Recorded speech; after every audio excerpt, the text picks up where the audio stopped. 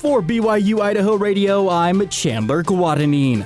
With your evening headlines for Wednesday, April 9th, 2025. Thanks for listening. The judge is set to decide what evidence to allow in the murder trial of Bryan Kohberger today.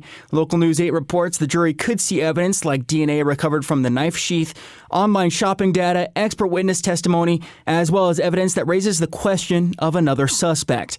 The defense team is objecting to the use of the online shopping data because they say others could have accessed Kohberger's account. The defense also wants the judge to not allow the prosecution to use the description of the man a surviving roommate saw in the home during the time of the murders.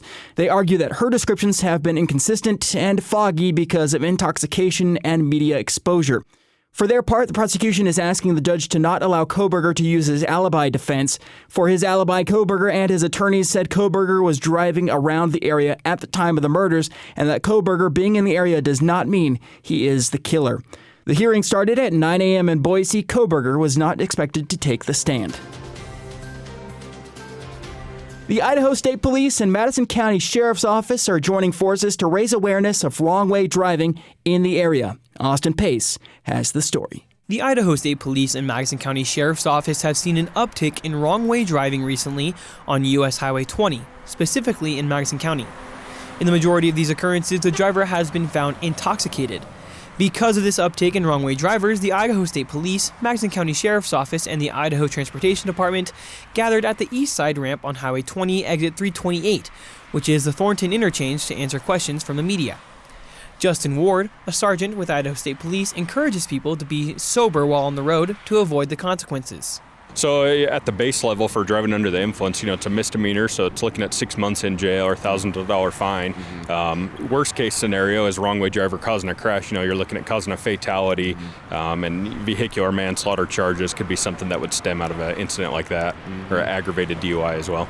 Chief Deputy of the Madison County Sheriff's Office, Vince Kayakamanu, said that out of the 11 incidents of wrong-way driving since November of last year, 4 have been DUI or drug-related. Overall, they always occur, right? So what the information we ran was from November of 2024 to now.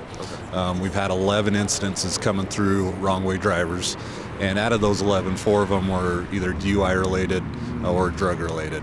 And so it's always happening. Chad Barber is a signs and striping foreman over District 6 at the Idaho Transportation Department and says the department would like to focus on instances of intoxicated drivers as well. I think the message should be, and maybe some of these instances are intoxicated or under the influence drivers. And let's face that fact, and that is that we should not be promoting intoxicated driving or drunk driving or under the influence of any substance. I think those are also contributing factors that we need to focus on, is driving sober. In order to avoid wrong-way driving, Kayakamanu encourages drivers to be alert. So pay attention, number one, is the biggest thing.